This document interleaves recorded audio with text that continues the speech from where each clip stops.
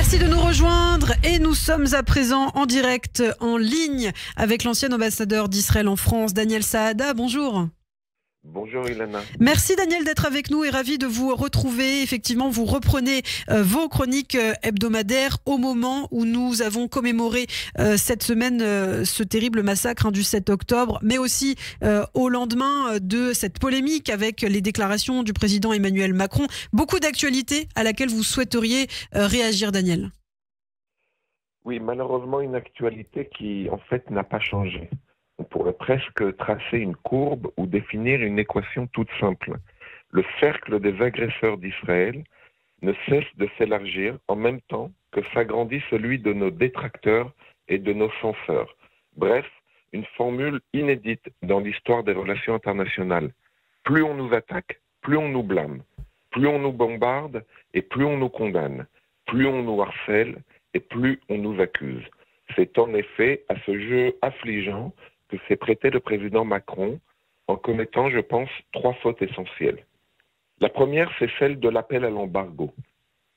Outre son caractère révoltant qui consiste à tenter de désarmer un pays ami et allié en proie à une lutte de survie avec les pires ennemis qui soient, Emmanuel Macron a enfoncé le clou de la défiance vis-à-vis de la France pour tous ceux qui en Israël n'ont jamais vraiment oublié l'abandon de la France en 1967.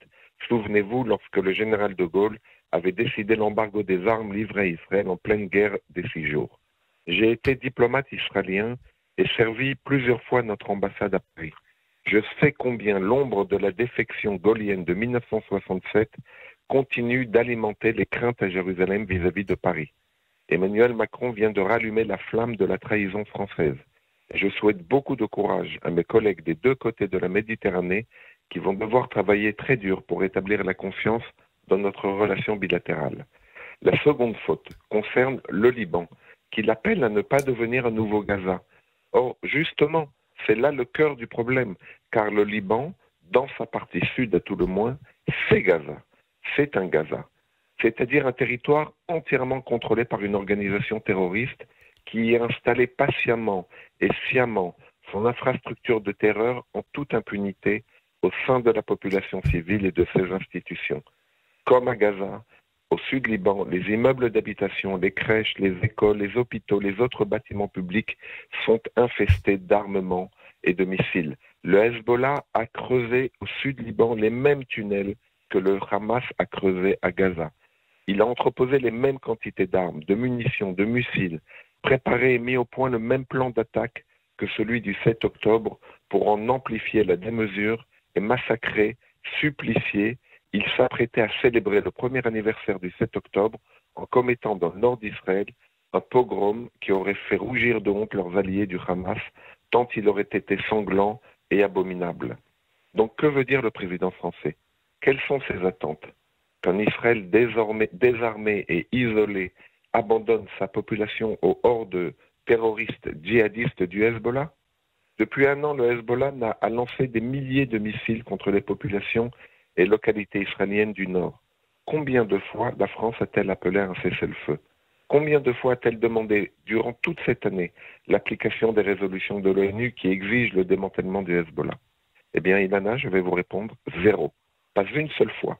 Mais depuis qu'Israël, après avoir fait preuve d'une retenue sans précédent tout au long de cette année, se lance dans une opération qui pourrait non seulement éliminer la menace au nord d'Israël, mais aussi permettre au Liban, ce pays pourtant si cher à la France, de se débarrasser du Hezbollah, eh bien Paris appelle à un cessez-le-feu.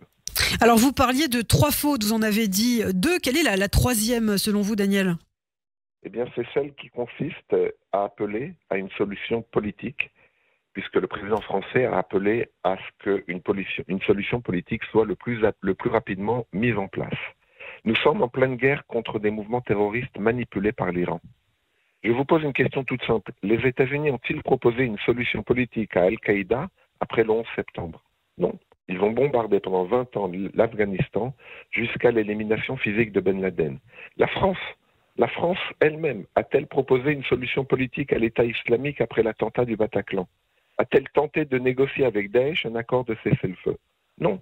La France et ses alliés ont bombardé pendant des années Mossoul, Raqqa, Falloujah et les autres villes du califat pour écraser les terroristes de Daesh. C'est exactement ce que nous faisons, Monsieur le Président de la République. Peut-être à une différence près. Daesh se trouvait à des milliers de kilomètres de vos frontières. Les djihadistes du Hezbollah et du Hamas, eux, sont à nos portes. Merci beaucoup Daniel Saada, merci d'avoir été avec nous ce matin sur Radio J. On vous retrouve chaque semaine, à la semaine prochaine.